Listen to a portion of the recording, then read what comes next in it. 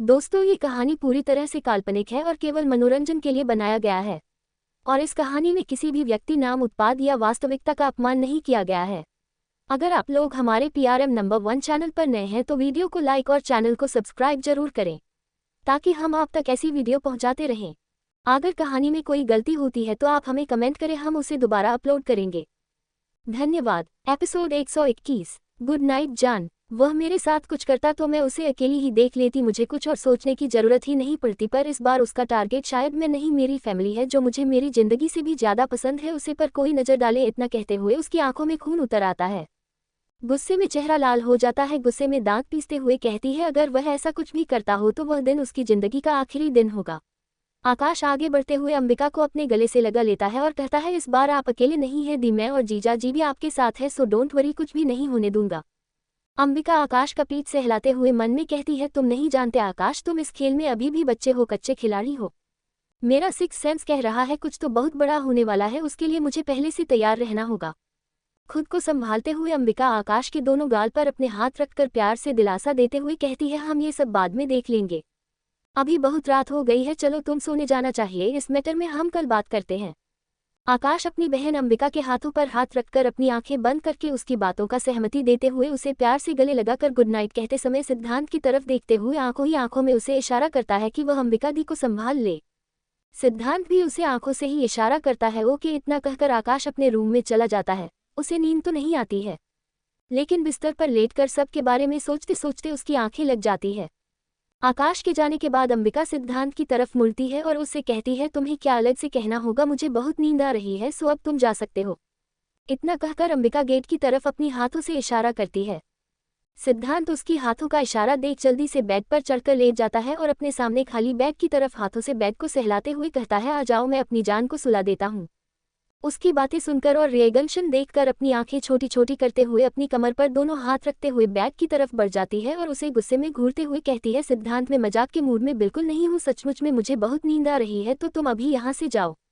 सिद्धार्थ उसके चेहरे को देखकर समझ जाता है कि वह कितनी थकी हुई और परेशान है, उसे इस हालत में छोड़कर कमरे से बाहर चला जाए। सिद्धांत का प्यार इसकी इजाजत नहीं देता है।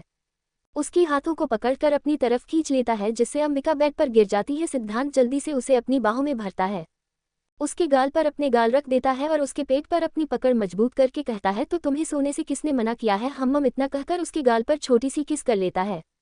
अंबिका की गुस्सा हवा में उड़न छू हो जाती है, उसके चेहरे पर एक मीठी सी स्माइल आ जाती है। सिद्धांत की तरफ पलटते हुए कहती है, तुम मेरा आदत बिगाड़ रहे हो, समझे। इतना कहते हुए अंबिका सिद्धांत की नाक पर अपनी नाक प्यार से रगड़ते हुए कहती है, बाद में तुम्हें इसकी बहुत बड़ी पेनल्टी भरना पड़ सकता है।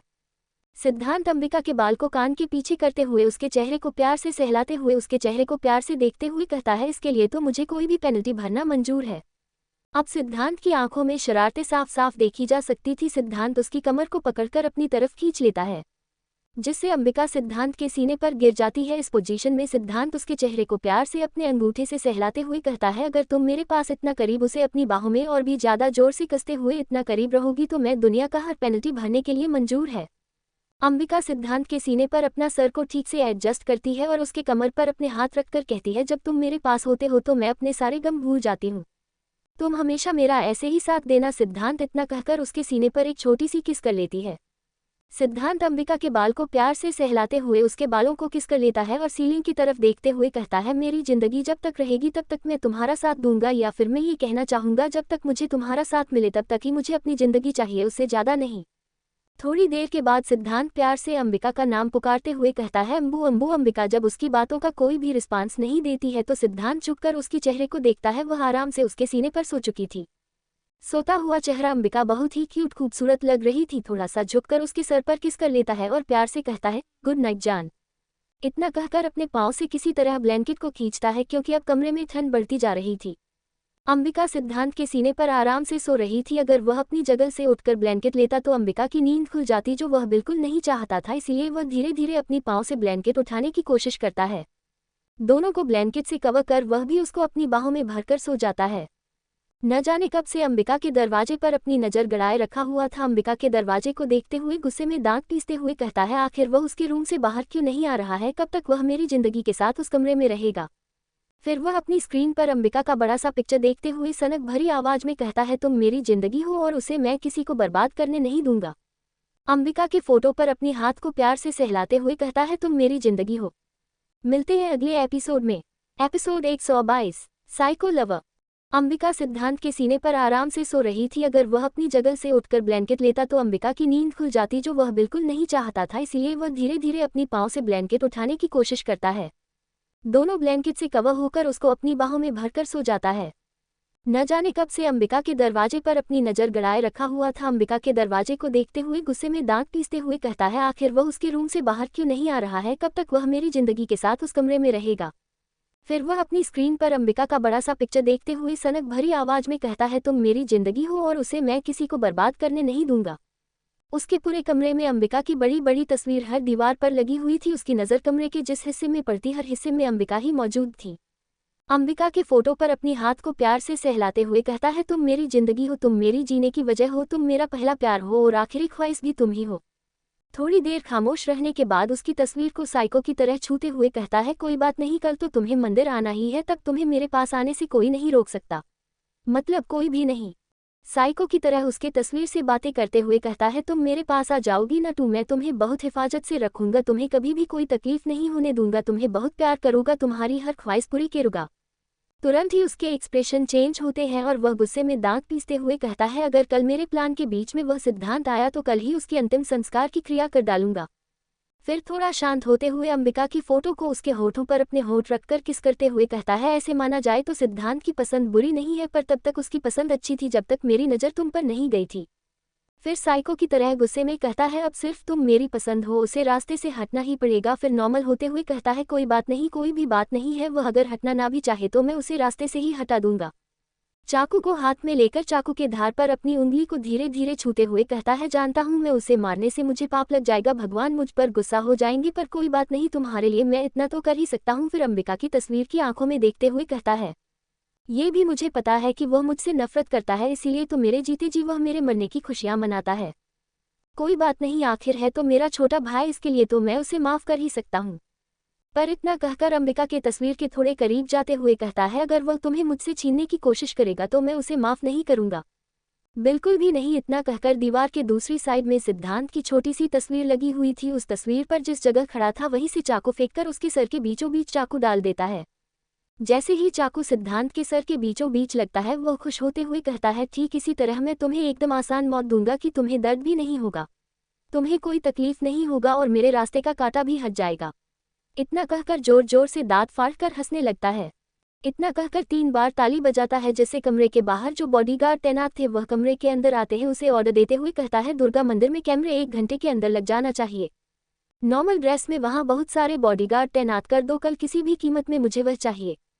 सुबह का समय। आयशा और कमला सारा और अंजलि को उठाने उसके कमरे में जाती है। जैसे ही कमरे के अंदर आती है, दोनों की होश उड़ जाते हैं, क्योंकि दोनों पलंग पर छोटे बच्चों की तरह बेफिक्र होकर सो रही है। दोनों कंबल के अंदर नहीं, कंबल के ऊपर सोई हुई थी, जिसे देखकर कमला और आयशा अपने आप को हंसने से रोक नहीं पाती है। हंसते हुए दोनों बच्चों की तरफ बढ़ते हुए कमला कहती है, इसे देखिए दी, इतनी बड़ी घोड़ी जैसी हो गई है और बच्चों की तरह सोती है। आयशा अपनी आवाज बुलंद करके कहती है, अरे बच्चों, कब तक तुम दोनों को सोना है? जल्दी से उठो, मंदिर जाने के लिए देर हो रही है। सारा तकिए से अपने मुंह छुपाते हुए कहती है, ओहो बुआ, अभी तो रात ही हो रही है, अभी तो आंख लगी थी, सोने दो ना, सुबह चली जाऊंगी। सारा का कमरा खुला हुआ देख आकाश कमरे के अंदर आ जाता है। रात में देर से सोने के बावजूद भी आकाश की नींद सुबह जल्दी खुल जाती है, क्योंकि आकाश के मन में अब सारी बात जानने के बाद परिवार के लिए थोड़ा सा डर बैठ गया था। जैसे ही आकाश कमरे में अंदर आता है कि दोनों को देखकर हंसने लगता है। सारा तकिए से चेहरे को छुपाकर बच्चों की तरह सिमटकर सोई हुई थी और अंजलि ओलंपिक में जैसे रेस में हिस्सा लिया हो उसे पोजीशन में सोई हुई थी। दोनों को ऐसे सोते देखकर आकाश की हंसी पूरे कमरे में गूंजने लगती है। सारा, जो अब तक अपने सर को तकिए से छुपा के रखी थी, अपने जगह पर उठकर बैठ जाती है, पर अभी भी उसने आंखें नहीं खोली थी। अंजलि भी झटके में अपनी सीट पर उठकर बैठ जाती है और आंखें मलते हुए बच्चों की तरह घबराते हुए कहती है, क्या मुझे उठने में लेट हो गया? आयशा उसकी बालों को अपने हाथों से ठीक करते हुए उसके सर पर प्यार से किस करते हुए कहती है, अभी तो देर नहीं हुई है, लेकिन अब तैयार नहीं हुई तो मंदिर जाने में लेट हो जाएगा। मिलते हैं अगले एपिसोड में। Episode 123, action time.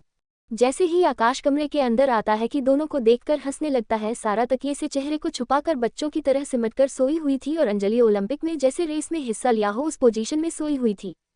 दोनों को ऐसे सोते देखकर आकाश की हंसी पूरे कमरे में गूंजने लगती है। सारा, जो अब तक अपने सर को तकिए से छुपा के रखी थी, अपने जगह पर उठकर बैठ जाती है, पर अभी भी उसने आंखें नहीं खोली थी। अंजलि भी झटके में अपनी सीट पर उठकर बैठ जाती है और आंखें मलते हुए बच्चों की तरह घबराते हुए कहती है, क्या मुझे उठने में लेट हो गया? आयशा उसकी बालों को अपने हाथों से ठीक करते हुए उसके सर पर प्यार से किस करते हुए कहती है, अभी तो देर नहीं हुई है, लेकिन अब तैयार नहीं हुई तो मंदिर जाने में लेट जरूर हो जाएगा। सभी तैयार होकर हॉल में खड़े रहते हैं। अंबिका रेडी होकर सीढ़ियों से नीचे उतर रही थी। स्टोन वर्क की कुर्ती और नीचे जीन्स पहनी हुई थी। हमेशा की तरह लाइट मेकअप, मोबाइल पर मैसेज टाइप करते हुए सीढ़ियों से नीचे उतर रही थी। आयशा की नज़र जैसे ही अंबिका पर पड़ती है, अंबिका अपने सर को अपने ही हाथ से ठोकते हुए कहती है, ये कैसी बेटी दी है भगवान ने मुझे, इतना कहकर उसके सामने आकर खड़ी हो जाती है। सामने किसी की प्रेजेंस को समझ मोबाइल से नजरें हटाकर सामने देखती है। आयशा को सामने खड़े देखकर फिर से मोबाइल में कुछ काम करने लगती है। आयशा अंबिका को देखकर मन में कहती है, इसका मैं क्या करूं? अंबिका को अपने साथ कमरे में ले जाते हुए कहती है, चलो मैं तुम्हें तैयार करती हूँ। आयशा अंबिका को एक खूबसूरत सा साड़ी पहनाती है, जिसमें अंबिका आसमान से उतरी हुई परी लग रही थी। इतनी खूबसूरत की नजरें ना हटे। आयशा अपनी बेटी की बलिया लेते हुए कहती है, देखो तो साड़ी में कितनी सुंदर लग रही है। इस वक्त अंबिका के चेहरे पर कोई भी एक्सप्रेशन नहीं होता है। अंबिका को तैयार कर नीचे चले जाते हैं। थोड़ी देर के बाद अंबिका भी नीचे चली आती है। सिद्धांत अपनी कैप्टन के साथ कॉन्फ्रेंस कॉल में बिजी होता है। अंबिका पूजा का थाल लेकर कुंदन को चलने का इशारा करती है और आंखों ही आंखों में आकाश को भी इशारा कर देती है। कमला अंबिका को रोकते हुए कहती है, तुम्हारे साथ सारा और अंजलि भी जाएंगे पूजा करने, तुम अकेले नहीं जा सकती हो। अंबिका कमला की बात पूरी होने से पहले ही अपने हाथों के इशारे से रोकते हुए अपनी कोल्ड वॉइस में कहती है, सारा और अंजलि कहीं नहीं जाएंगे। मैं अकेले पूजा करने नहीं जा रही हूँ, कुंदन साथ में जा रहा है, सो घर से कोई भी बाहर नहीं जाएगा। बैजनाथ और अशोक, जो अभी वही सोफे पर बैठा था, अंबिका का ऑरा देखकर दोनों को समझने में देर नहीं लगती है कि सामने आज जो भी अंबिका के आएगा उसकी सामत आना तय है। मैं पूजा करके आती हूँ, इतना कहकर आगे चली जाती है और कुंदन उसके पीछे पीछे। अंबिका अपने ब्लैक टाइगर और कुंदन के साथ मंदिर पहुंच जाती है। मंदिर के सीढ़ियों से जैसे ही ऊपर बढ़ने लगती है कि अंबिका को कुछ गलत होने का आभास हो जाता है। मंदिर के सीढ़ियों से ही अंबिका को नेगेटिव वाइब्स आने लगती है। मंदिर में पहुंचती है तो वह देखती है कि मंदिर पूरी तरह से खाली है, सिर्फ एक पुजारी है। अंबिका पुजारी के आगे थाल बढ़ा देती है। पूजा करने के लिए अंबिका हाथ जोड़कर आंखें बंद करती है कि उसे अपने पीछे कुछ लोगों का खड़ा होने का महसूस होता है। मंदिर जब खाली होता है, सिर्फ पुजारी को देखकर समझ जाती है कि किसी की साजिश शुरू हो चुकी है। हमारी अंबिका तो गेम प्लान है, उसे भला ये गेम पसंद न आए, ऐसा हो ही नहीं सकता है। सिद्धांत अंबिका को ढूंढते हुए उसके रूम में जाता है। उसे वहां न पाकर तुरंत हॉल भागता है। हाल में भी उसे कान्ही नहीं दिखता है। अंबिका को न पाकर सिद्धांत बेचैन होने लगता है। उसे ढूंढने वह बाहर ही जाने वाला था कि बीच रास्ते में आकाश उसे मिल जाता है और बताता है कि अंबिका मंदिर गई है पूजा के लिए। फिर उसे रात की बात याद आ जाती है। सिद्धांत जीप निकालकर जैसे ही मंदिर जाने के होता है कि आकाश भी उसकी जीप में बैठ जाता है। सिद्धांत आकाश की तरफ देखता है, पर बिना कुछ कहे जीप स्टॉप कर मंदिर की तरफ निकल जाता है।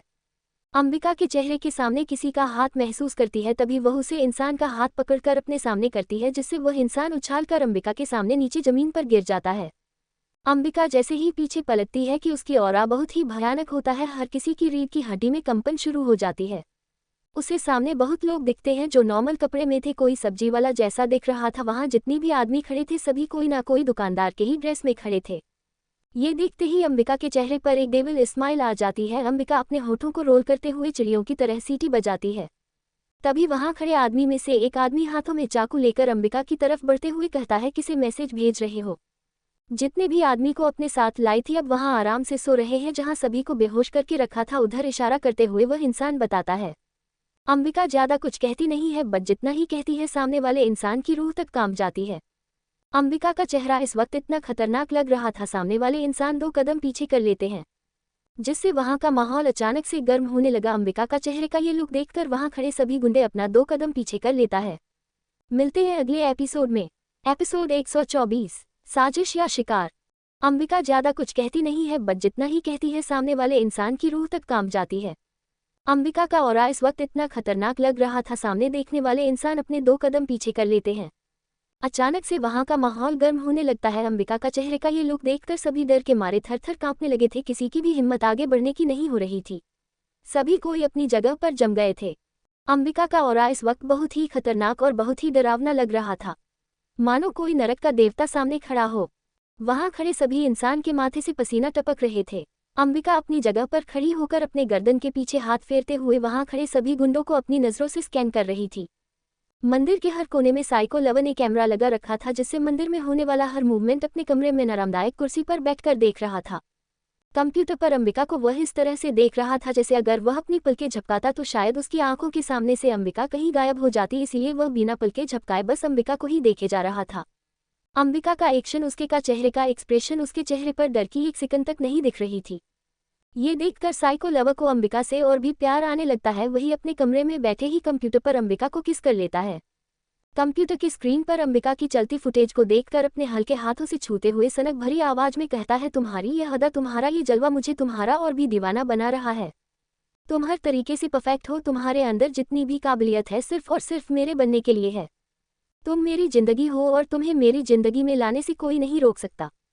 तुम भी नहीं। लास्ट वाला शब्द बहुत ही प्यार से और जुनूनियत भरे अंबिका को देखते हुए कहता है। कोई भी इंसान अंबिका की तरफ बढ़ने से डर रहा था, अपने आप को हिम्मत बांधते हुए आगे बढ़ता है, क्योंकि अगर वह अंबिका को नहीं पकड़ता है तो उसका बॉस उसे मार डालेगा। आगे कुआं तो पीछे खाई है, मरना तो उसे दोनों तरफ ही था। एक गुंडा अंबिका के ऊपर चाकू से वार करता है। अंबिका को चाकू लगने ही वाला था कि अंबिका झुक के दूसरे साइड हो जाती है। झुकते समय साड़ी के नीचे का कोन पकड़कर कमर के पीछे डाल लेती है। अब उसकी साड़ी धोती का लुक दे रही थी। हवा में एक टांग उठाते हुए उस इंसान को एक किक करती है, जिससे वह इंसान 4 आदमी को लेकर नीचे गिर जाता है। साड़ी का आंचल अपने कमर में डालते हुए एक्सप्रेशन लेस होकर कहती है, अगर तुम लोगों को अपनी जान प्यारी है तो मुझे अपने बॉस का नाम बता दो। यह बातें सुनकर वहां पर खड़े गुंडे हंसने लगते हैं। उनमें से एक गुंडा हंसते हुए कहता है, तुम्हें क्या मेरे सर पर बेवकूफ लिखा हुआ दिखता है जो तुम पूछो और मैं प्यार से रतन तोता की तरह सारी नाम बता दो। इतना बड़ा भी उल्लू नहीं हूं जितना तुम समझ रही हो। ये सुनकर अपने कमर से 2 खंजर निकालकर सामने खड़े दोनों गुंडे की गर्दन पर वार करती है, जिससे गर्दन से खून की धार बहने लगती है। हाथों में खंजर लेकर आगे बढ़ते हुए सभी इंसानों पर वार करना शुरू करती है। किसी के पेट पर, किसी की गर्दन पर, किसी की उंगलियां काट के उसके हाथों से अलग कर देती है तो किसी के चेहरे पर वार करती है। वार करते हुए कहती है, मैं सवाल सिर्फ एक ही बार पूछती हूँ, दोबारा उसे सुनने का मौका तक नहीं देती हूँ। अंबिका के चेहरे पर इतनी खून लगी हुई थी कि उसका चेहरा देख ही नहीं रहा था। तभी 4-5 गुंडे मिलकर पीछे डंडे से अंबिका के सर पर वार करते हैं, जिससे वो थोड़ा हिल जाती है और आगे की तरफ झुक जाती है। वह गिरने ही वाली थी कि हाथ में पकड़े खंजर से उस इंसान के पांव पर वार करती है। बीच में वह अंबिका अकेले खड़ी रहती है। चारों तरफ से गुंडे गोल गोल घूमते हुए उसे अपनी लाल आंखों से अंबिका को देख रहा था। किसी के हाथों में चैन, किसी के हाथों में हॉकी की स्टिक तो किसी के हाथों में चाकू थी। अंबिका अपने हाथों से चेहरे पर लगा खून साफ करते हुए मुस्कुराकर कहती है, आई लाइक इट। कितने दिनों के बाद गेम खेलने में बड़ा मजा आ रहा है। अपनी हाथों से अपनी गर्दन पर हाथ फेरते हुए कहती है। अंबिका 2 आदमियों के गर्दन पर वार करते हुए मंदिर के नीचे चली जाती है। सभी गुंडे उसके पीछे पीछे आते हैं। वह धीरे धीरे सभी गुंडों को पर खंजर से वार करते हुए मंदिर के पीछे तालाब में गिर जाती है। सिद्धांत की गाड़ी मंदिर के पास आकर रुक गई थी। वहां का माहौल देखकर सिद्धांत और आकाश के चेहरे पर गुस्सा साफ साफ दिख रहा था। गुस्से में आंखें लाल हो गई थी। सामने फर्श पर बेहोशी की हालत में बाउंसर गिरे पड़े हुए थे, जिसे देखकर आकाश का तो दिमाग आउट कंट्रोल हो जाता है। उसी जगह पर खड़े चिल्लाते हुए कहता है, अंबिका दी कहाँ हो आप। सिद्धांत को पता था कि अंबिका को कुछ भी नहीं हुआ है, पर वह इस वक्त अपनी आंखों के सामने बस अंबिका को ही देखना चाहता था। पागलों की तरह मंदिर की हर जगह पर उसे ढूंढ रहा था। दोनों भागते हुए मंदिर तक आते हैं। मंदिर के फर्श व्हाइट मार्बल से लाल रंग में तब्दील हो चुकी थी। खून की धार मंदिर से बहते हुए सीढ़ियों से नीचे बह रही थी। जिधर भी नजरें दौड़ाता हर तरफ खून के धावे पड़ी थी। किसी की उंगली कटी हुई थी तो किसी के टांग, किसी के हाथ कटे हुए थे तो किसी की गर्दन ही कटी हुई थी। सामने कोई एक ऐसा इंसान जिंदा तक नहीं था जिससे वह दोनों सवाल पूछ सके कि अंबिका अभी है कहाँ। राणा और शंकराचार्य के आदमी रेस्टोरेंट के चारों तरफ बिखर गए थे, पर अंदर जाने की हिम्मत किसी में नहीं थी, क्योंकि वहां कमांडो के साथ साथ ब्लैक टाइगर भी राइफल लेकर तैनात थे। एक अंधेरे कमरे में एक लड़की को कुर्सी से बांध के रखा था। उसके मुंह में रुमाल तूस कर रखा था जिससे वह चिल्ला ना सके। पांव को रासियों से टाइट बांध के रखा था। हाथ को जंजीरों से बांध के रखा था। चेहरे पर थप्पड़ों के निशान थे और कहीं कहीं चेहरे पर चाकू की कट का निशान था जिससे खून बह रहा था। मिलते हैं अगले एपिसोड में। एपिसोड 125, तड़प बेचनी। आजकल अपना तो कोई कमेंट दे रहे हैं, ना ही कोई लाइक। क्यों आप लोगों को स्टोरी पसंद नहीं आ रही है?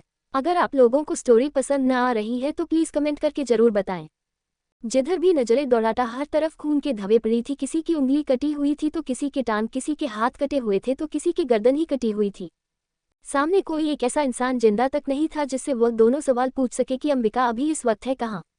राणा और शंकराचार्य के आदमी रेस्टोरेंट के चारों तरफ बिखर गए थे, पर अंदर जाने की हिम्मत किसी में नहीं थी, क्योंकि वहां कमांडो के साथ साथ ब्लैक टाइगर भी राइफल लेकर तैनात थे।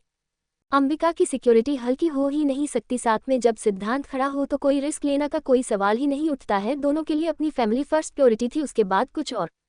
एक अंधेरे कमरे में एक लड़की को कुर्सी से बांध के रखा गया था। उसके मुंह में रुमाल ठूस कर रखा था जिससे वह चिल्ला ना सके, पाँव को रासियों से टाइट बांध के रखा था, हाथ को लोहे की जंजीरों से बांध के रखा था।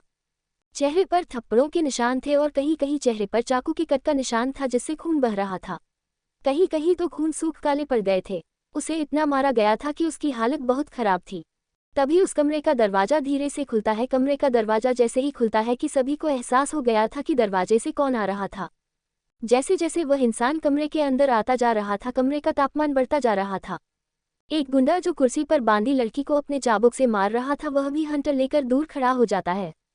देखने में वह बंदा गोरा रंग, 6 फुट 1 इंच लंबाई, सीना चौड़ा, पतले होंठ, कसा हुआ कंधा, सुडौल सीना, परफेक्ट फीचर, हैंडसम फेस, आंखें काली काली जो बहुत कुछ कहना चाहती हो। उसके चेहरे का एक्सप्रेशन देखकर किसी को भी समझ ही नहीं आता कि वह कहना क्या चाहता है, लेकिन उसकी आंखें सब कुछ बयां कर देती है। बचपन से ही खुद को संभाला और जिंदगी के फैसले खुद ही लेने पड़े, इसीलिए उसकी आवाज बुलंद थी और फैसले लेने में कभी भी टाइम नहीं लगता। यह इंसान और कोई नहीं, साइको लवर था जिसे अंबिका से बेइंतहा मोहब्बत हो जाती है। इसका रियल नाम वेदांत था। हालांकि वेदांत को कोई जल्दी पहचानता नहीं था क्योंकि वेदांत छुपकर ही अपनी अंडरवर्ल्ड की एक नई दुनिया बनाई थी। स्मगलिंग, डायमंड, रॉ गोल्ड, तस्करी, ऐसे कई गैर कानूनी काम करके अपनी सियासत बनाई थी। वेदांत का पूरा नाम वेदांत रॉय था। जुर्म की दुनिया में इसे लोग वीआर के नाम से जानते थे। वेदांत बेहोश लड़की के बालों को अपनी हाथों की मुट्ठी में कसते हुए ऊपर उठाता है। उसके चेहरे के पास आकर उसको गुस्से भरी नजरों से देखते हुए कहता है, इसके चेहरे अभी भी इतनी साफ क्यों देख रहे हैं? क्या तुम अपना काम भूल गए हो? ये सुनते ही सामने वाला इंसान की सांस अटक गई थी। चुप होकर शांति से अपनी जगह पर सर नीचे जमीन की तरफ झुकाए हुए खड़ा था। उसके बालों को झटके से छोड़ते हुए अपने आदमियों से कहता है, इसके चेहरे पर इतने दाग होने चाहिए जितनी इसकी वजह से मेरे दिल में दर्द उठा है।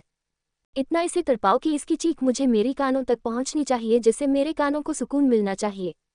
वेदांत चिल्लाते हुए कहता है, क्या इसे आराम से सुलाने के लिए यहाँ लाया गया है? इसे जगाओ और पूछो इसने ऐसा किया क्यों? इसकी हिम्मत कैसे हुई मेरी जिंदगी के साथ कुछ गलत करने की? इसकी खामियां जा तो इसे भुगतनी पड़ेगी। जो भी मेरी जिंदगी के साथ गलत करने का सोचेगा मैं तो उसे इस दुनिया से ही उठा दूंगा। वेदांत के ऑर्डर सुनते ही उसके आदमियों ने बेहोश लड़की पर एक बाल्टी पूरे बर्फ की तरह ठंडा पानी उस लड़की पर फेंक देता है।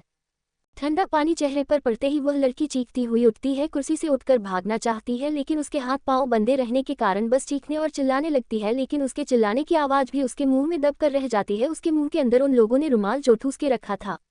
वेदांत का चेहरा दूसरी तरफ था जिससे वह लड़की वेदांत का चेहरा देख नहीं सकती थी। वेदांत चिल्लाते हुए अपने आदमियों से कहता है, इसके चीखने की आवाज मेरे कानों तक क्यों नहीं आ रही है?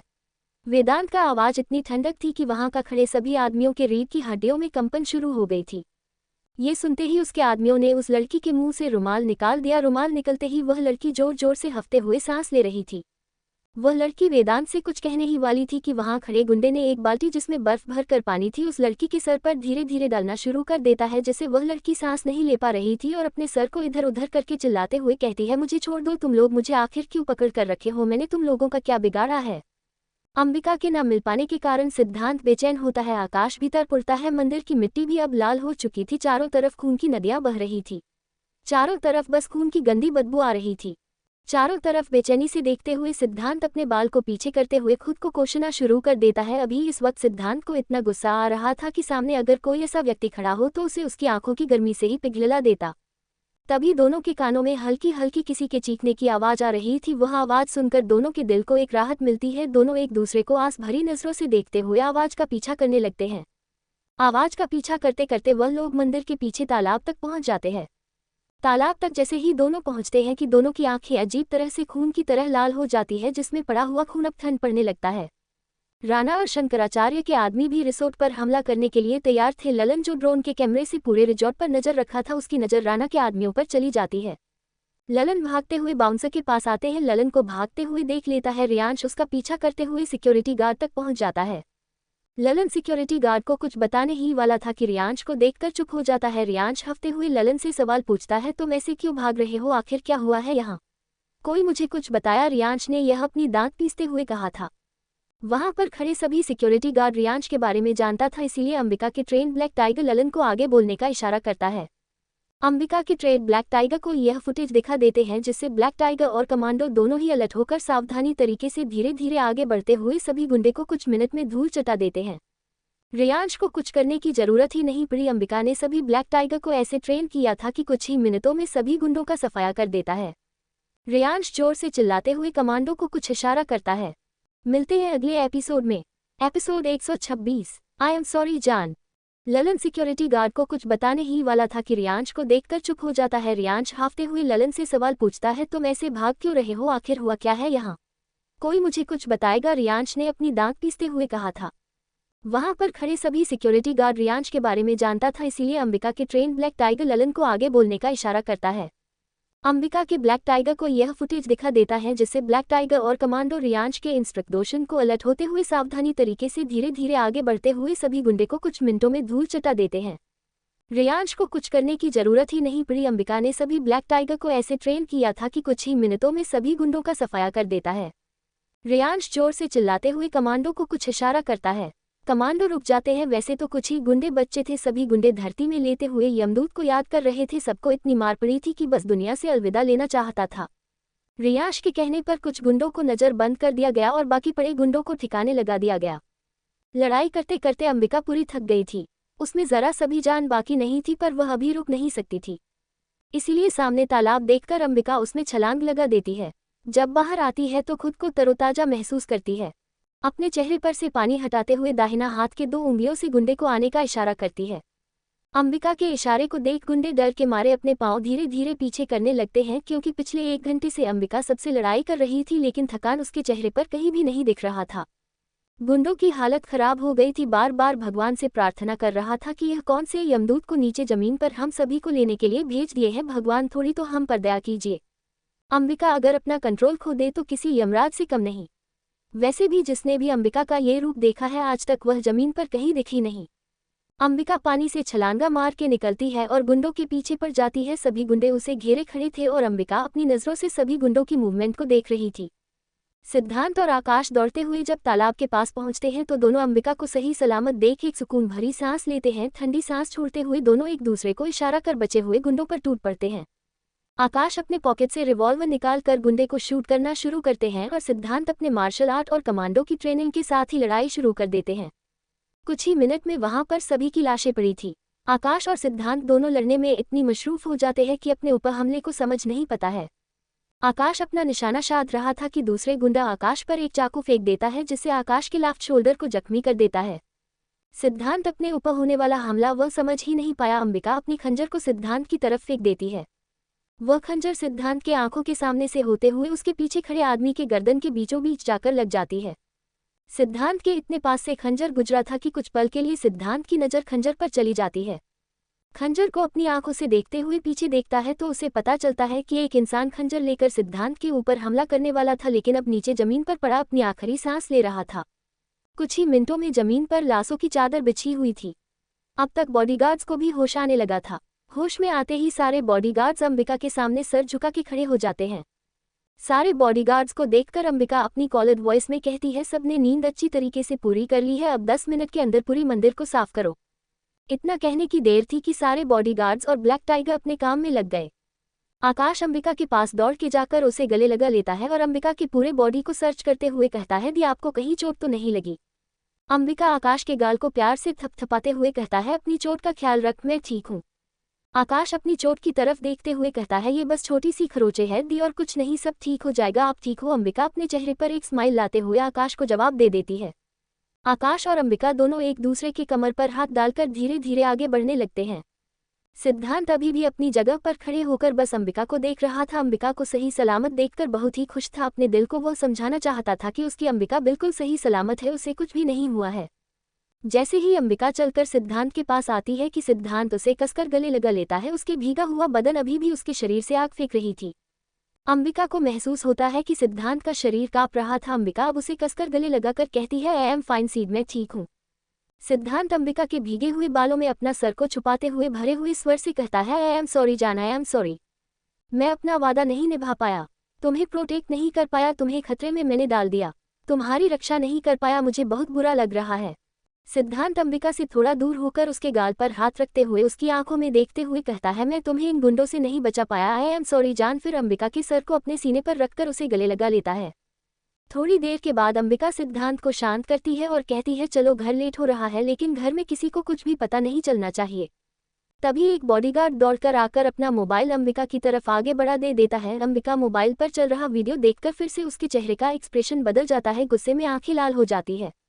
वेदांत जो लगातार कमरे पर अंबिका का फाइट स्किल और सिद्धांत का फाइटिंग स्किल देखकर दोनों का दीवाना हो गया था।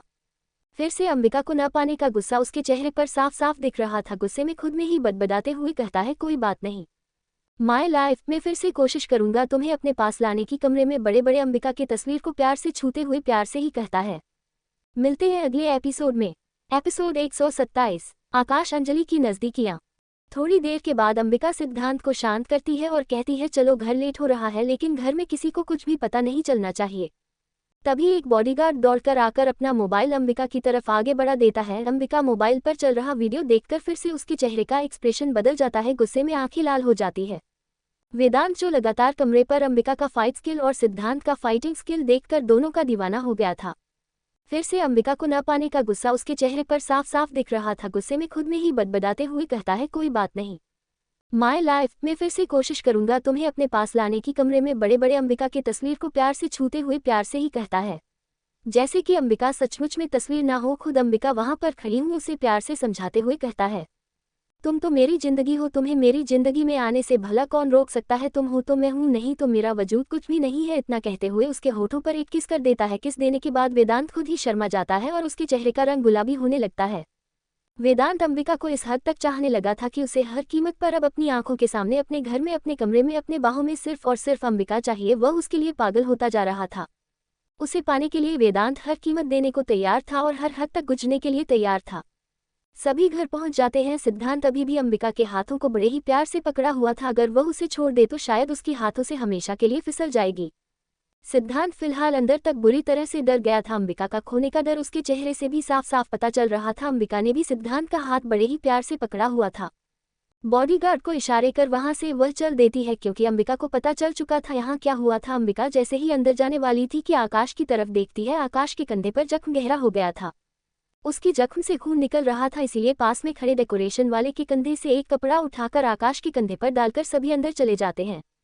अंदर आते ही आयशा अंबिका के चेहरे को देखकर थोड़ा डर जाती है और उसके पास आकर उसके चेहरे को अपने हाथों से पोंछते हुए कहती है ये तुम्हें क्या हुआ, तुम इतनी गीली क्यों हो। आयशा को समझाते हुए अंबिका कुछ ही शब्द कहती है। पंडित जी पूजा के लिए नहाने को कहा था, इसीलिए बॉडीगार्ड के हाथ से थाल लेकर अपनी मां के हाथ में थाल देकर वह सीधे अपने कमरे में चली जाती है। आकाश को भी चेंज करने को इशारा कर देती है। आकाश सभी को डेकोरेशन का काम देकर अपने रूम में चला जाता है। आयशा और कमला भी अगला रिचुअल की प्रिपरेशन के लिए डेकोरेशन वाले के पीछे पड़ जाती है। आकाश जब अपने कमरे के लिए चला जाता है, अंजलि को वहां खून के कुछ बूंद जमीन पर गिरे हुए दिखते हैं। ये देखकर उसे समझने में देरी नहीं लगती है और वह दौड़कर आकाश के कमरे में बिना नॉक किए अंदर चली जाती है। आकाश बड़ी मुश्किल से अपने कोट को खोल पाया था और शर्ट के बटन खोलने की कोशिश कर रहा था। आकाश की वाइट शर्ट पूरी तरह से खून से लाल हो चुकी थी। ये देखकर अंजलि डर जाती है और दौड़ के आकर आकाश को रोते हुए कहती है क्या हुआ आपको आकाश, ये चोट आपको कैसी लगी। मैं डॉक्टर को बुलाऊं, आप यहाँ बेड पर बैठ जाए, मैं डॉक्टर को बुलाती हूँ। आकाश का सर खून से लाल देखकर अंजलि बुरी तरह से बेचैन हो जाती है। उसकी आंखों में डर और घबराहट साफ साफ देखा जा सकता था। अंजलि को इतना बेचैन, अपने लिए इतनी फिक्र देखकर आकाश के चेहरे पर एक अनचाही मुस्कान आ जाती है। आकाश बस अंजलि के चेहरे को प्यार से देखते रहता है, वह कुछ भी नहीं कहता है और अंजलि रोते हुए बस उससे यही पूछती रहती है ये कैसे हुआ, आपको चोट कैसे लगी।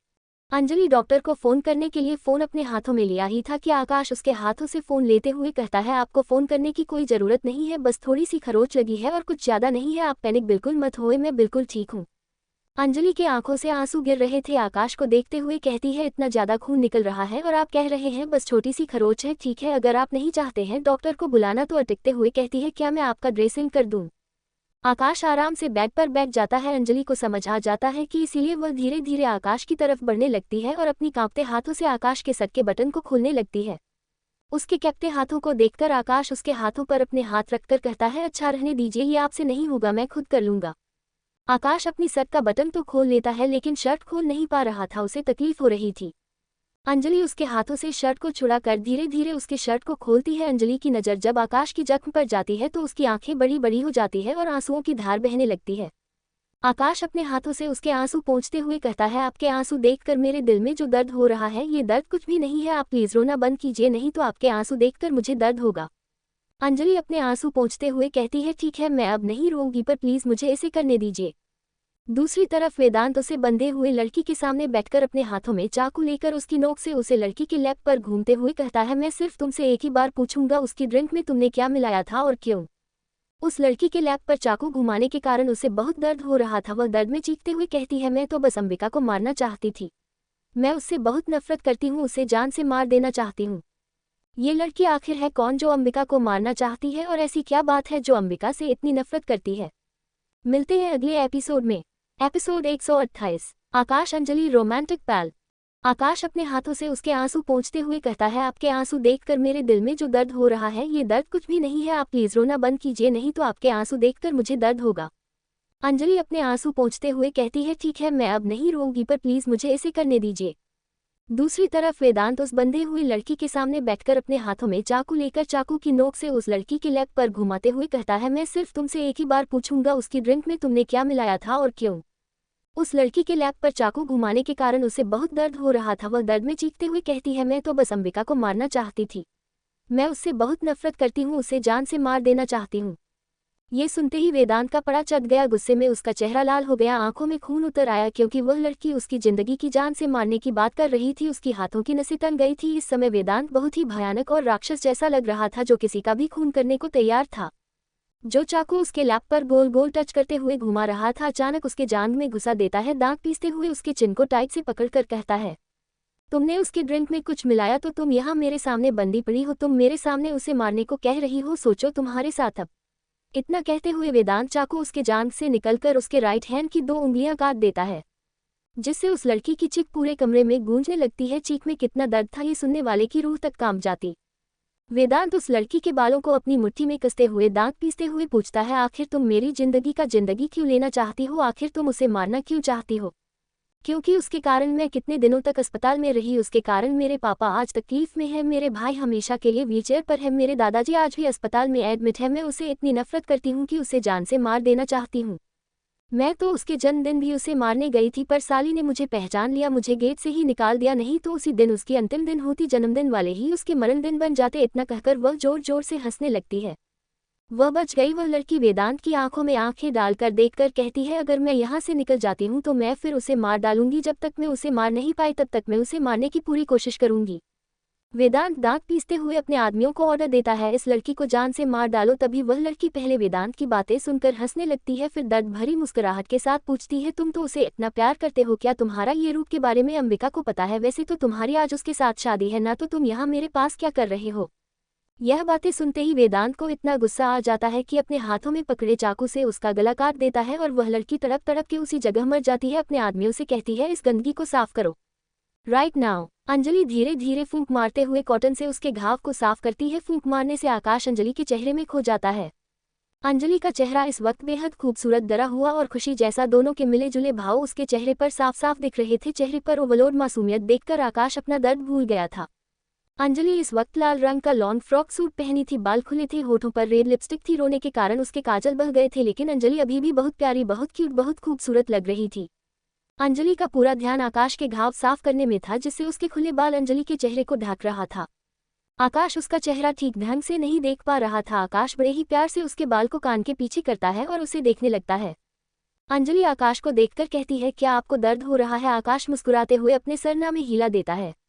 अंजलि बहुत हद तक शांत हो गई थी, उसे रात की बात याद आ जाती है, फिर वह ब्लश करने लगती है। उसके गुलाबी चेहरे को देखकर आकाश का चेहरा और भी खिल जाता है, उसके चेहरे में एक अलग ही नूर आ जाता है। अंजलि अटकते हुए आकाश से सवाल पूछती है। आकाश हम बड़े ही सीटेक्टिव भरी आवाज में कहता है जिसे सुनकर अंजलि के पूरे शरीर में बिजली जैसी कट दौड़ पड़ती है। अंजलि कहते हुए हाथों से उसके घाव को साफ कर रही थी। आकाश ये नोटिस कर रहा था कि उसके चेहरे का रंग गुलाबी हो गए थे और हाथ भी कांपने लगे थे। आकाश अंजलि को प्यार से देखते हुए अपनी सेडिक्टिव आवाज में कहता है मैं सुन रहा हूँ।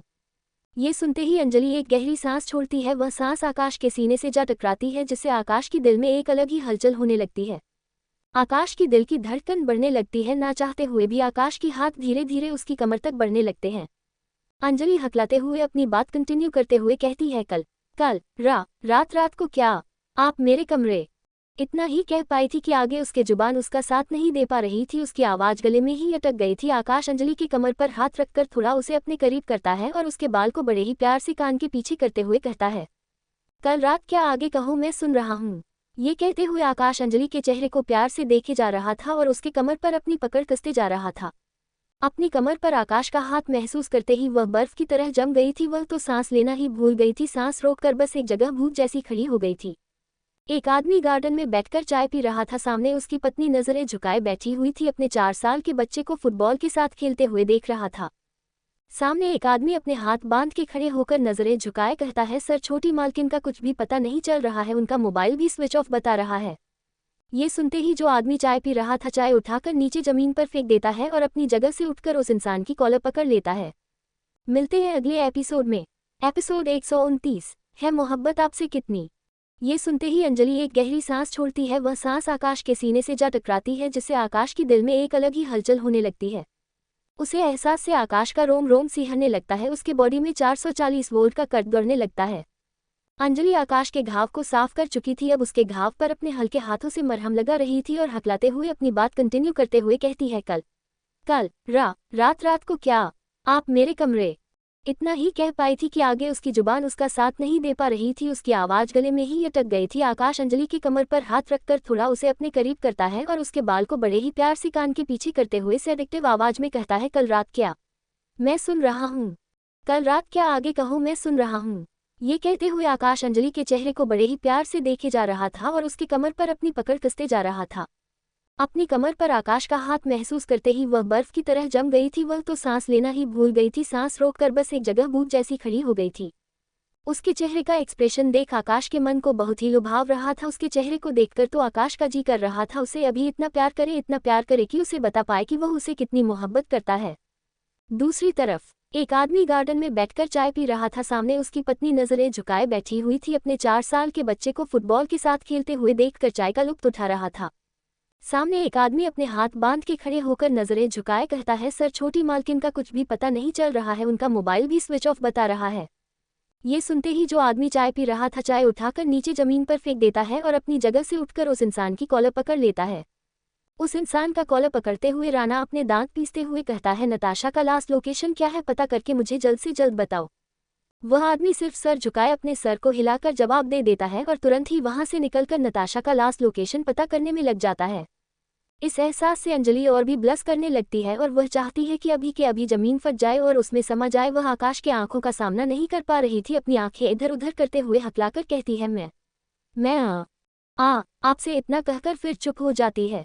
आकाश अंजलि की बातें को समझ जाता है और फिर उसके गाल पर हाथ रखते हुए कहता है, तुम जैसा सोच रही हो बिल्कुल सही है, पर तुमने मुझे कल कुछ जवाब नहीं दिया। आकाश उसके चेहरे को धीरे धीरे साफ करते हुए कहता है। अंजलि जब सुनती है कि रात में आकाश कमरे में आए थे तो उसे वह सारी बात अपनी आंखों के सामने फिल्म की तरह चलते हुए नजर आ रही थी। आकाश का कन्फेशन उसे अपने कानों में सुनाई दे रहा था, हम आपसे बहुत प्यार करते हैं, यह आवाज उसके कानों में लगातार बार बार आ रही थी। अंजलि अब वहां खड़ा रह नहीं पा रही थी, इसीलिए आकाश को थोड़ा धक्का करते हुए कहती है, मैं आपके लिए हल्दी वाला दूध लेकर आती हूँ, और वह जाने लगती है। तभी आकाश अंजलि का नाम पुकारता है, जिससे अंजलि अपनी जगह पर खड़ी हो जाती है, अपनी सूट को दोनों हाथों से मुट्ठी में भर लेती है और आकाश की आगे बात कहने का इंतजार करने लगती है। आकाश जब कुछ नहीं कहता है तो धीरे से अंजलि आकाश की तरफ पलटती है। आकाश आंखों से उसे अपने पास बुलाता है। अंजलि धीरे धीरे आकाश की तरफ बढ़ने लगती है। अंजलि के कदम जैसे जैसे आकाश की तरफ बढ़ते हैं उसकी दिल की धड़कन और भी स्पीड बढ़ने लगती। आकाश कबर्ड से एक शर्ट निकाल कर उसके आगे कर देता है। अंजलि सवालिया नजरों के आकाश को देखती है। आकाश अंजलि की तरफ अपने कदम बढ़ा देता है और धीरे से कहता है, क्या मेरी शर्ट पहनने में हेल्प नहीं करोगी। यह सुनकर अंजलि झट से उसके हाथों से शर्ट लेकर बस जल्द से जल्द पहना कर उसे इस कमरे से निकलना था। किसी तरह शर्ट पहनने के बाद अंजलि उसके बटन को जल्दी जल्दी लगा रही थी, पर उसके हाथ इतने कांप रहे थे कि बटन लगा नहीं पा रही थी। आकाश अंजलि का चेहरे को देखकर उसे बहुत ही हंसी आ रही थी, लेकिन अपनी हंसी को कंट्रोल करते हुए उसके कमर पर हाथ डालकर अपनी तरफ खींच लेता है और उसके माथे पर एक किस कर लेता है, जिससे अंजलि का हाथ उसी तरह ही रुक जाता है और अपनी आंखें बंद कर लेती है। आकाश बड़ी ही शिद्दत से अंजलि के माथे को किस करता है। किस करने के बाद अंजलि आकाश के सीने पर धीरे से अपने सर को रख देती है और अपने हाथ अपने आप उसकी कमर पर चले जाते हैं। आकाश अंजलि के इस बढ़ते कदम को देखकर उसके दिल आसमान में उड़ने लगा था, जैसे उसके दिल की धड़कन में किसी ने पर लगा दिए हो। वह शायद इतना खुश कभी नहीं था। उसके सर पर प्यार से अपने हाथ रखकर धीरे से अपनी बात कहता है मोहब्बत आपसे कितनी। कभी पास आकर देख लेना, अल्फाजों से कहना है मुश्किल, कभी आंखों में झांक कर देख लेना, ये सुनते ही अंजलि अपनी आंखें धीरे से खोलती है, लेकिन अभी भी आकाश के सीने पर सर रख के प्यार से बस आकाश की बातों को सुन रही थी, उसे महसूस कर रही थी। आकाश की बातों से पता चल रहा था आकाश अंजलि को किस हद तक चाहता है। आकाश अपनी बातें को आगे बढ़ते हुए कहता है, करीब आकर मेरी धड़कनों में, मेरी सांसों में अपनी नाम को सुन लेना। अक्सर कहते कहते मैं चुप हो जाता हूँ, आप मेरी खामोशी में छुपी हुई अनकही बातों को सुन लेना। है मोहब्बत कितनी, कभी पास आकर देख लेना। आकाश इतना कहकर अंजलि के दोनों गालों को पकड़ते हुए उसके होठों पर अपने होंठ धीरे से रख देता है और उसे बड़े ही शिद्दत से किस करने लगता है। आकाश अपनी किस के जरिए अंजलि को बताना चाह रहा था कि वह किस हद तक अंजलि से प्यार करता है, अंजलि को अपने दिल में एक प्यार से तोहफे की तरह बसाना चाहता है, अंजलि को किसके जरिए अपने दिल के एहसास को बताना चाहता था। अंबिका जैसे ही अपने कमरे में आती है, एक गहरी सांस लेते हुए सारी चीजों को जोड़ने की कोशिश करती है। आखिर कौन है जो अंबिका और अंबिका के पूरे परिवार के पीछे हाथ धोकर पड़ा है? किसमें इतनी हिम्मत आ गई है कि अंबिका से पंगे लेने के लिए तैयार था? ये कोई नया दुश्मन है या पुराना? यह कोई बिजनेस राइवल है या कोई रिलेटिव? अंबिका अपनी सोच में इतनी डूबी हुई थी कि अचानक से कोई कमरे में झटके से अंदर घुस जाता है। और मिलते हैं अगले एपिसोड में। Episode 130, bathroom romance. आकाश अपनी किस के जरिए अंजलि को बताना चाह रहा था कि वह किस हद तक अंजलि से प्यार करता है, अंजलि को अपने दिल में एक प्यार से तोहफे की तरह दिल में बसाना लेना चाह रहा है, अंजलि को किसके जरिए अपने दिल के एहसास को बताना चाहता था।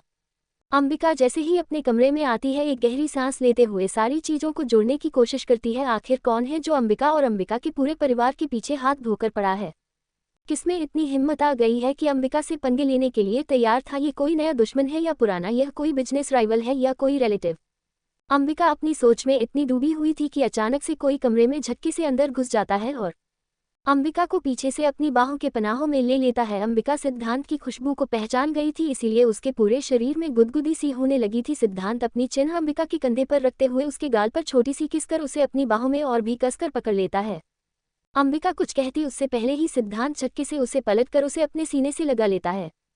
अंबिका का खोने के डर से सिद्धांत उसे कसकर गले लगा लेता है। आज सिद्धांत की गले लगाने में कितनी तड़प थी, कितनी बेचैनी थी, अंबिका को अच्छी तरह से समझ आ रहा था। धीरे से अंबिका उसकी पीठ को सहलाते हुए कहती है, सीग। सीग बड़े ही प्यार से सिर्फ हम का जवाब देता है। उस हम में बहुत ही अपनापन, सनक, जुनूनियत, खोने का डर और प्यार में कितनी गहराई थी, मिले झूले भाव था। सिद्धांत के इस तरह के जवाब से अंबिका अंदर तक हिल जाती है, उसे कसकर गले लगा लेती है। सिद्धांत अंबिका को छोटे से चेहरे को अपने सख्त हाथों में भरते हुए उसकी आंखों में देखते हुए कहता है, मिल गए हो, हमको कहीं दूर न जाना, जीना पाएंगे हम, तुम्हें जान है माना। आंखें बंद करके जो एक चेहरा नजर आया वह तुम ही हो ए सनम। इतना कहकर सिद्धांत अंबिका के पूरे चेहरे को पागलों की तरह किस करने लगता है। चेहरे के हर हिस्से में किस करता है। किस करते करते उसके गर्दन पर प्यार से धीरे से अपनी होठों से छू लेता है, चूमते हुए धीरे धीरे उसके सीने तक आ जाता है। सिद्धांत के इस तरह चूमने से अंबिका अपने आप पर कंट्रोल नहीं कर पा रही थी और खुद को सिद्धांत की बाहों में सौंपते जा रही थी। सिद्धांत धीरे धीरे किस करते हुए उसके साड़ी को अब नीचे कर देता है, जिससे अंबिका ब्लाउज में और नीचे साड़ी उसकी लटक रही थी, जिससे अंबिका का क्लेवर अच्छी तरह से सिद्धांत देख सकता था। सिद्धांत की नजरों में जब अंबिका का उभरा हुआ सीना देखता है तो सिद्धांत का गला सूखने लगता है। सिद्धार्थ उसे पागलों की तरह सीने के ऊपर हर हिस्से को किस करने लगा था। अंबिका धीरे धीरे सिसकाया भरने लगी थी। अंबिका की सिसकियां भरने से सिद्धांत आउट ऑफ कंट्रोल होता जा रहा था। सिद्धांत खुद में काबू ना पाकर धीरे से अंबिका को अपनी गोद में उठता है और उसे बाथरूम में लेकर चला जाता है। बाथरूम में ले जाने के बाद धीरे से उसे शावर के नीचे खड़ा करता है और शॉवर ऑन कर देता है। स्वर ऑन होने से उसके पूरे जिस्म को धीरे धीरे भिगाना शुरू कर देता है। सिद्धांत अंबिका से थोड़ी दूरी खड़ा होकर अंबिका को पांव से सर तक धीरे धीरे देखने लगता है और अपने कदम धीरे धीरे अंबिका की तरफ बढ़ाने लगता है। अपनी तरफ सिद्धांत को आते देखकर अंबिका का चेहरा शर्म के मारे गुलाबी हो गया था और उससे अपनी नजरें मिला नहीं पा रही थी, इसलिए वह दीवार की तरफ पलट जाती है। सिद्धांत की आंखों के सामने अब अंबिका का खुला पीठ था, जो डिप ब्लाउज पहनने के कारण और गिरते हुए पानी के बूंद से उसके वह पीठ मोतियों की तरह चमक रहा था। सिद्धांत अपने होंठ धीरे से अंबिका के पीठ पर रखकर उन बूंदों को धीरे धीरे पीने लगता है, जिससे अंबिका का हाथ अपने साड़ी पर कसते चला जाता है और अंबिका धीरे धीरे सिसकियां लेना शुरू कर देती है। सिद्धांत उसे चूमते हुए कब उसकी ब्लाउज खोल के नीचे फेंक दिया था। अब सिद्धांत उसके पीठ को प्यार से किस करते करते उसके सीने की तरफ धीरे धीरे बढ़ने लगता है। अंबिका ऊपर सिर्फ जालीदार फ्लावर की ब्लैक अंडरगारमेंट में खड़ी रहती है। सिद्धांत उसी के ऊपर से उसे किस करते करते अंबिका के नाभि तक किस करने लगता है। धीरे से उसकी साड़ी के प्लेट को खोल देता है, जिससे अंबिका घबरा जाती है और नीचे जमीन पर बैठकर सिद्धांत को गले लगा लेती है और अपने बढ़ते हुए सांसों को काबू पाते हुए सिद्धांत की गर्दन पर एक बाइट करती है। उसे इशारे से आगे न बढ़ने का कहती है, जिसे सिद्धांत उसे गले लगाकर खुद को कंट्रोल करते हुए धीरे से उसके सर को चूमकर उसके चेहरे को अपने हाथ में भरते हुए कहता है, सिर्फ आज के लिए तुम्हारी बात सुन रहा हूँ लेकिन कल, इतना कहकर उसके गाल पर छोटी सी किस कर लेता है। अंबिका शर्मा जाती है और उसके चेहरे पर प्यारी सी मुस्कान आ जाती है। अंबिका शर्माते हुए अपने सर दूसरी तरफ कर लेती है। उसे उसी जगह छोड़कर अपने कमरे में कवर के जरिए आ जाता है और अपने कपड़े चेंज कर नीचे डेकोरेशन में जुड़ जाता है। अंबिका भी अपने धड़कनों पर काबू पाकर सावर लेने के बाद बाथरोब पहन के रूम में चली आती है। जब रूम में आती है तो दो लड़की सर झुकाए खड़ी रहती है, जिसे देखकर वह आईने के सामने टेबल पर धीरे से बैठ जाती है। आईने में खुद को निहारते वक्त सिर्फ अंबिका के आंखों के सामने बाथरूम में हो रहे रोमांस एक मूवी की तरह उसकी आंखों के सामने चलने लगता है, जिससे अंबिका का चेहरा शर्म के मारे गुलाबी होता जा रहा था। दोनों लड़कियां खड़े अंबिका को शर्माते देखकर चौंक जाती हैं। पिछली बार तो अंबिका गुस्से में दोनों को घूर रही थी, इस बार उसे वह शर्माते हुए नजर आ रही थी, जिसे देखकर इन दोनों को समझ नहीं आता है कि इस वक्त अंबिका से डरना चाहिए या नहीं। तभी एक कोल्ड वॉइस ने दोनों को अपनी तरफ देखने पर मजबूर कर देता है। शाम का वक्त हो गया था, बाहर से ढोल नगाड़े बैंड बाजा शहनाइयों की आवाज गूंज रही थी। मिलते हैं अगले एपिसोड में। आगे के एपिसोड जल्द अपलोड होंगे। धन्यवाद।